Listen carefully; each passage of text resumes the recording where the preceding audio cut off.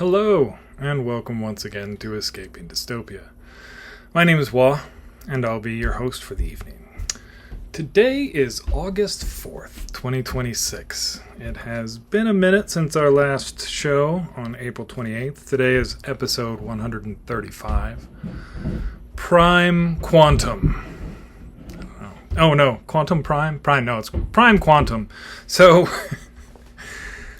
they have this thing, right, with Amazon Prime, where you get Prime Video, but then you had to upgrade that to not watch commercials, because they inserted commercials into horrible places, into shows that were never designed to have commercials.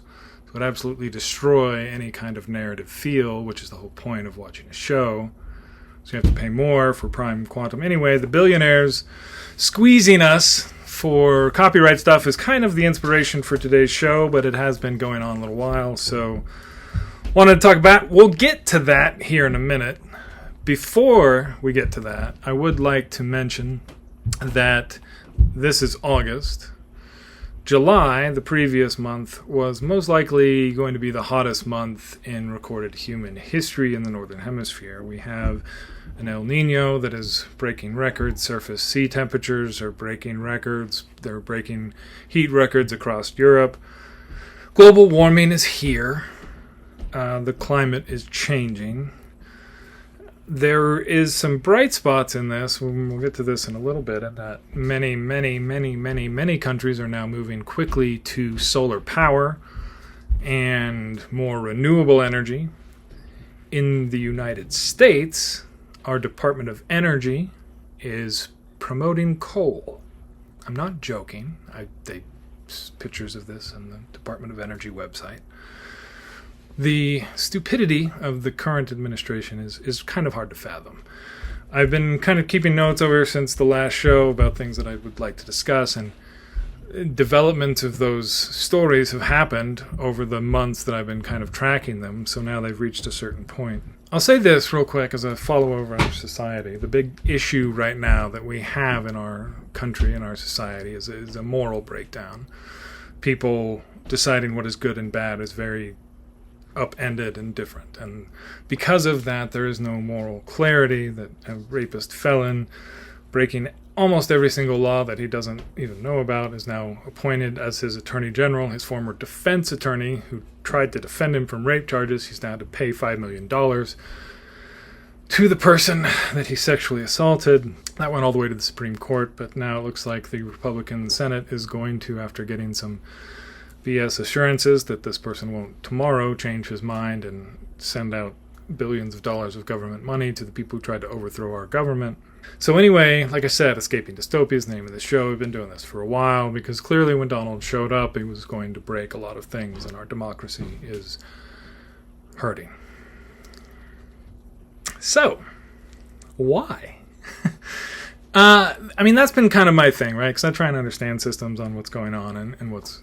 The big thing about it, really, if I have to break it down, I'll talk about it a little bit, is our income inequity, right? This whole thing with Jeff Bezos holding Amazon being one of the richest people in the world, but still being able to squeeze all of his customers for $3 and $4 a month by making their lives unhappy and just miserable. So those kind of different moral standards on greed have led to this income inequity situation. Notice I don't say inequality, I say inequity, because we've reached a point now where the wealth is so disparately distributed that it's warping our political structures. When legacy media outlets can be bought, not for business concerns, which again is difficult anyway from the media business, but in fact to promote ideological ideas. When you have the FCC commissioner constantly going after anybody who criticizes Republicans or presidents or whatever they think, you see this creeping thing. It's happening now out in the open pretty clearly. So this dystopian world that I'm trying to avoid, right, is clearly shaping up pretty quickly. And the same kind of thing is, as you see, and how does this genocide keep happening with Israel and Gaza, and how is this allowed to happen, right? Because a lot of people are like, oh, well, somebody's going to step in and change it and fix things. And there is not that person out there. There's not that thing. There's not that authority that can do this. And the reason why is because, again, we've kind of come to think of it as this mass will of democracy being able to counter the power of the wealthy. But now it's gotten to a point where the wealthy are like, maybe we don't need all these people after all, right? Maybe the automation of our food systems and our supply systems and our factories and now some of the creative systems made it so there's a lot of extra people that we don't necessarily need around. This is a result of this income inequity, and these folks just never, there's a very small bubble of folks that I don't think people realize. And you see it kind of in this kind of centrist opinion stuff. We see this with the end of 60 Minutes, and I'll get into a little bit more of the things I wanted to talk about. But this is one of the things that happens as a downstream result of the income inequity. The income inequity, and I really want to talk about where this also comes from, and this is a weird angle to talk about it, but so many of our current issues with our media ecosystem and billionaires buying thing comes back to our notion of copyright. And that everybody happy just went to sleep right there. So I'll talk about that later after everybody's given up on this show. But the end of 60 Minutes. So 60 Minutes was a news institution here in the United States. The people who bought them, CBS, are run by a couple of folks. They brought in this woman, Barry Weiss. I've talked about her before. If you're unfamiliar with her, look around. There's a number of wonderful explanatory things about her. But she was not brought in to make the ratings, make this popular. She was brought in as an ideologue to sell a particular viewpoint. When you have this much money, spending a few billion here and there to shape public opinion becomes worthwhile, because that's really the only thing that you care about or need at this point. There was an interview with Elon the other day where he was claiming that a lot more people like him than don't like him, and he is out of touch on that. He is loathed by way millions of more people than act like they like him to get access to his money, which is all of the people who act like they like him.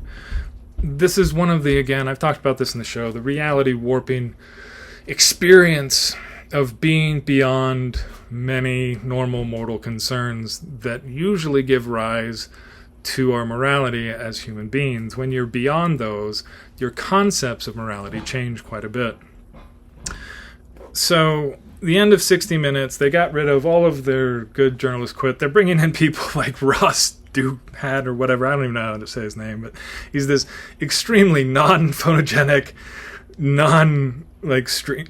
just this ideologue, and him and folks like Meghan McCardle and David Brooks and other opinion havers that are this centrist, and it's just this constant fail upwards. And what you realize eventually is that their opinions are the opinions of the people above them. That's why they continue to fail up, because again, the reason people own these media properties isn't for mass popularity. It's not for correctness, and even in a lot of these cases, it's not even for the prestige of awards. It's for shaping public opinion, for getting people on TV shows and talking about things and getting your opinion out there. So when you have these kind of weird centrist, that's a weird take on things, that's the billionaire voice that you're hearing. Now that's what 60 Minutes is going to be, which will be an interesting thing, because it's not they're not very popular, and they're very awkward and confused and often lacking a particular context. Speaking of which, let's talk about Iran for a minute. So the United States started a war in Iran. We cannot win it, because there's no way without sending a whole lot of troops there to take control of the areas that need to own the geography, which really kind of defines the landscape of the battlescape here, which is this curious mix of a very small waterway, the Strait of Hormuz, and some very rugged landscape around it that is completely controlled by a country of 90 million people. A not, particularly not modern country that is also landlocked to a lot of trading partners all the way across to China. So anyway, it's not going well in the sense that they won't give up. Our president keeps lying about it when he's paying attention to it, saying, they're trying to give up, they want to make a deal, all this. They're literally saying, no, we don't want to talk to you, we're going to keep shooting at you, get out of here. And that's where we're at now, because this has gone through 3 or 4 cycles of, we're talking, we've got a peace deal, this is going, no. And this continues to drag on in a way that every week. And also there's this market cycle thing with all these trades that are being made on Wall Street as he comes out on Monday morning. Oh, peace deal imminent. Oil price drops, stays down for a little bit. Everybody's like, wait, does that happen? And like Iran's like, no, we're not even talking to these people. This has been going on now for months and months. It's not going to change. And I talked about some of the dynamics of here. There's a story this morning on Reuters about how the U.S. Precision missile capacity has now been reduced because we've used all of them, like our long-term big blow-up things. Because Donald keeps doing these ridiculous threats. It's really it's insanity, and there's no difference between this and this dementia-driven, like, crazy person who's being led around by the last person he talks to very consistently, and that person, quite often over the last few years, has been a guy named Netanyahu. So this whole thing is not going to resolve soon. Our media kind of doesn't really cover it per se like that, and not like these are all tied together either. I'm going to give an update also now on the reflecting pool, moving on, because this has been a strange story where they redid the reflecting pool and then it didn't work because of some crappy stuff and bad ideas, and now it's been closed for weeks. They're trying to prosecute people who did this, who did nothing, who stood next to it, that people arrested. They had the attorneys in D.C. attempt to indictment that failed. They dropped charges. That's been all happening now. Now they're all like, oh, but you got to get them. We got them on tape. You don't have them on tape. They're just blatantly lying about this stuff. Just naming people and grabbing them and arresting them off the street. This is not now an uncommon thing that happens in our country for a lot of things. There was a bit from one of the guys who was the prosecutor of the ICC, because the International Criminal Court, which we have now declared horrible, persona non grata, locked his bank accounts, gone after his family's bank accounts. These are the kind of things that are happening.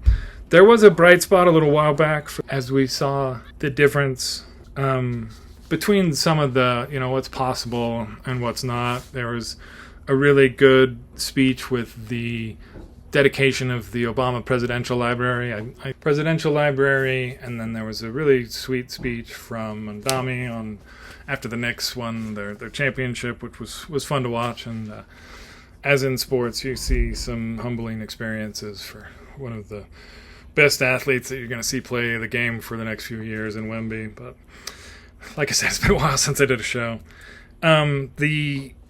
So you saw a little bit of the contrast between this horrific, just dumb, stupid Republican version and then this alternate version. There is this whole thing blowing, especially with Mamdani after the race today in Michigan with El Said. You're going to see a lot more fretting about the insurgents of the Democratic Socialists and all this. I've said for a long time that the United States needed a pretty solid dose of socialism. This goes back to literally what I'm saying is the main problem with our society, which is this income inequity. This is why this stuff is so appealing to so many other people. The split that's happening, though, especially on the left, is because all those people who can see this, but also going back to the thing that I was talking about earlier with Israel's genocide, and because of this income inequity and the way that so many politicians here are funded in the United States, you have all of this AIPAC money now becoming an issue. It's been an issue in U.S. politics for 25 years. But so now it's really come to a head where people can actually talk about this and actually debate it. And when you can have these kind of debates about these things you couldn't talk about before, people tend to win them pretty easily, because the only way that the debate was lost is when it couldn't be had. But when the idea of should we continue to fund a genocide becomes a conversation people have, the morality of it becomes very clear. So it's those kind of conversations that you can't have, that you have to start to wonder why, and then you go back to the income inequity and who's buying the media and why, to control public opinion and shape it. So Russia and Ukraine continue to trade a lot of punches. Donald said, remember, he would solve that on day one with a phone call. He continues to say stupid stuff that doesn't matter, and everybody ignores him.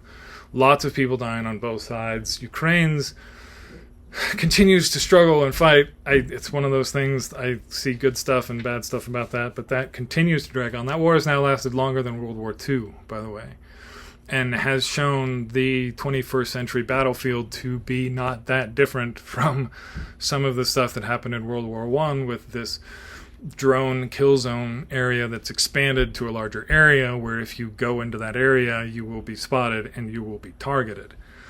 I've seen enough videos to understand how difficult that is, and I've played enough Arc Raiders to know how difficult it is to try and shoot those fuckers down before they get you, and it's just not very easy. So that continues to happen. Lindsey Graham died. Moving on. McConnell is in a coma or something. No, Lindsey Graham died. McConnell's in a coma. This generation of this old school Republican generation is now aged out of reality. This new one, this next generation, as people are realizing, is a bunch of dumb fascists.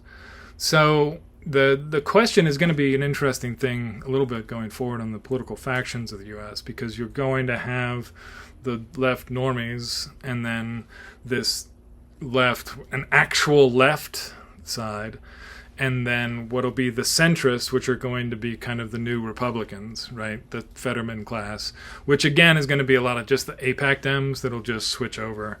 And you'll see that happen, I think, after this election cycle, because it's going to become pretty clear that the Democratic base is very much against the idea of sending our taxpayer dollars to Israel when all of this income inequity is going on at home, right? And we're paying for healthcare and education in another country, when it's like, well, what about my kids? And so that conversation, again, once you can have it, is pretty easy to win. So, covered that. McConnell, like I said, they waited until today. Today's now August 4th, so I guess they're going to announce soon that he's out, so they can't have a special election. But that's been one of the strangest things ever. McConnell, again, him freezing up and doing this should have been big stories way back then.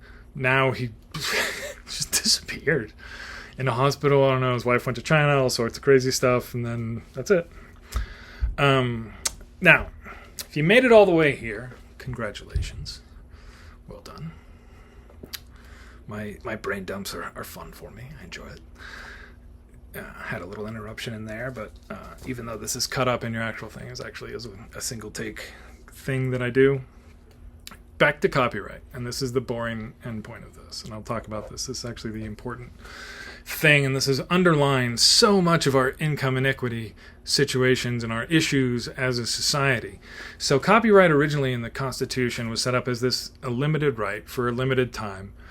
And I think it started around 17 to 20 years, and then it expanded over time, and then got longer and longer and longer and longer. And now is currently life plus 50 or 50, 75, or even some other longer terms. So that many things are now almost universally copywritten.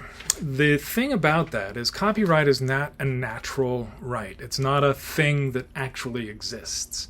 It is a complete legal fiction created by human beings in a society. Now, I'm not saying that copyright doesn't need to exist. Saying that copyright should be limited times, like it says in the Constitution, right? Because if you go back to like the cave times, right, and Og's like og og og og og og, and then Oggy Boo Boo is like og og og and og og song. Only Og sing Og song. That's the way that right is enforced, right? It's not a natural right. It's a right enforced by force. In the case of our modern society, that force is the government enforcing that copyright. That's not Og song. You can't sing Og song. Instead, of course, you get the letter and things like that from the lawyers. But it's enforced through a government, right, and created by that. So why does this matter for income inequity and all this stuff? So because we've created this huge catalog of old media artifacts that only one entity can license for money because they own the copyright, that becomes worth a lot of money. And so they keep trading it back and forth. This is what is happening with the Ellisons and all this media stuff. All of these big deals with Discovery and Warner and all this, they've consolidated basically our whole copyright history, our cultural history. And some of it's worth a little bit of money, some of it's there. But if you see, like in their streaming services, things come up, they go down, they go here, they go there. This is all licensing. This is all copyright. And as you consolidate those over time, somebody loses, that goes out of favor, they have to sell out. It all pulls in. So now you have these 1 or 2 companies that own all of this crap. And that is a huge issue.